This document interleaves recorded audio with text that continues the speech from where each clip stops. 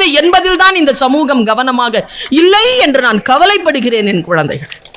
ஆனா ஒரு விஷயம் சொல்லிட்டு போறேன், எதுவோ குப்பையாக இருந்தாலும் அதை நான் கவனிப்பேன் அல்லது நான் கவனிக்காமல் விடமாட்டேன் என்று சொல்லாமல், உனக்கு எது சரியோ உனக்கு எது தேவையோ அதை மட்டும் தேர்ந்தெடுக்கக்கூடிய பக்குவத்தை பெறு. உன் முன்னால டிவி இருக்கு, கையில ரிமோட் இருக்குல்ல, நீ செலக்ட் பண்ணலாம்ல. நீ செலக்ட் பண்றதானே உன் வாழ்க்கை.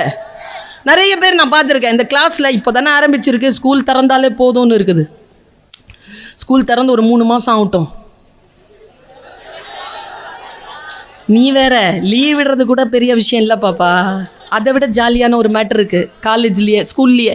என்னன்னா பிடி அவர்பாங்க, கிடையாது. கிளாஸ்க்கு டீச்சர் வராத டைம். இந்த கைத்தட்டல் எல்லாம் அழகாக வகுப்பெடுக்கின்ற ஆசிரியர்களுக்கு பொருள், எனக்கு இல்லை.